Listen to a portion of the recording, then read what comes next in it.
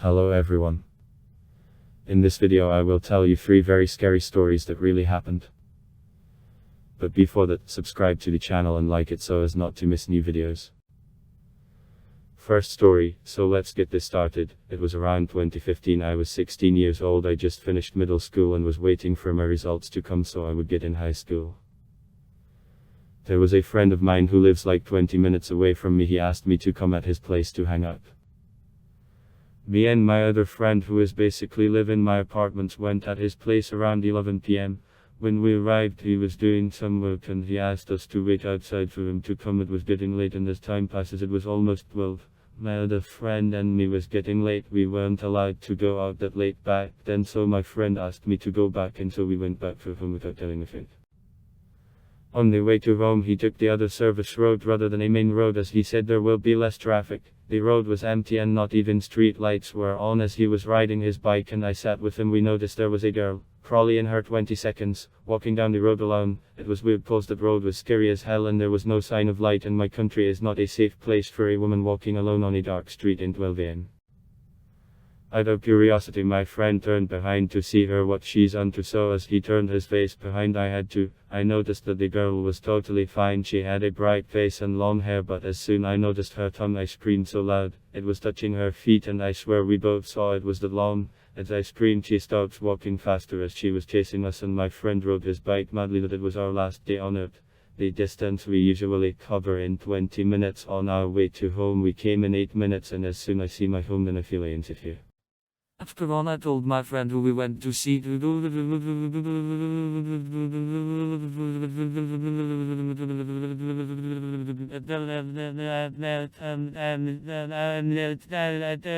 parents and friends, some of them believed and some didn't. I wanted to share this video because this is my only supernatural encounter ever. Opinion is some people tell this. Second story. I don't believe in the paranormal, but some shit went down at a place I used to live about a year ago that I still can't explain. It was part of an old Victorian house that got split into 4 smaller apartments. Each apartment had really knee-high ceilings and its own laundry room. Our laundry room was the only one that had attic access. Not like the usual pull-down stairs or anything. We're talking a X square cut out of the ceiling held up by 2 long planks on the attic side that were nailed into it. Inside the attic there were 2 beams that were nailed along the outside of the hole to keep the square in place. In order to get into the attic you would have to completely lift the square clear of the 2 beams and push or twist it to the side. A couple months after we moved in we noticed that the attic access was open, like perched crookedly across the runner beams. We figured someone went in there to inspect before we moved in and forgot to close it, and it just took us a while to notice. We tried to close it and couldn't on our own.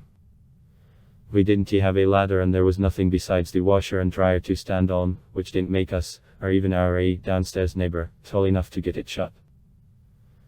So we had to pile boxes and a bunch of stuff up and hold it still while our neighbor climbed precariously up and shut it. Fast forward another few months and I was out of the apartment hanging out at my boyfriend's place. I got a frantic call from my roommate saying that she heard a whomp noise and went to check it out, and the attic was open again. She sent me a picture and it looked as if someone had pushed it up enough to clear the beams, then slid it back enough so that one of the beams that held it up when it was shut was angled out of the hole. Third story. No matter if it did or didn't deserve it, the house at the end of 5th Street was destined to become a thing of supernatural legend. It had all the classical makings of a haunted house. Its style was Victorian. It was in a state of significant decay. The fact that a terrible murder had taken place there was just the point on the witch's hat. Those days, no matter which local one talked to, all of them seemed to know at least one story about the house. The most popular was the one about the ghost of an old woman being seen in the window. Another one spoke about a family who had lived there and had been scared away. And sometimes one could hear about the statues in the courtyard getting up and dancing about. But as far as my friends and I knew, no one had actually been inside the place since its shuttering. With all the rot, number of pests and other such things which had built up inside it, it had probably become too dangerous. Of course, as in love as we were with ghosts and all matters of paranormal subjects, these were the least possible things we believed the house could be filled with.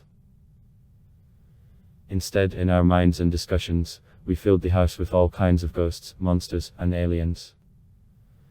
And for a long while these imaginings were enough to keep us satisfied.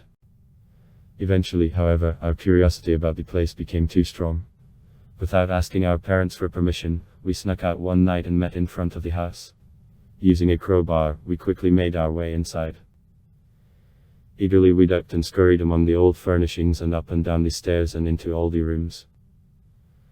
Our taunts, shrieks, and poundings echoed off the old walls as we attempted to draw out whatever creatures lurked in the place. But once we had run out of energy and breath, we settled down and realized just how quiet the place was. We glanced at each other nervously and began discussing the possibility that there was nothing there. Someone suggested that maybe the horrors just weren't interested in us that night. But, as heartbreaking as it was, most of us believed that there was nothing in the house. And, most dismally, a few of us questioned if the paranormal existed at all. Write in the comments if you like these stories and whether I would like such compilations. Subscribe to the channel to be the first to know about new videos.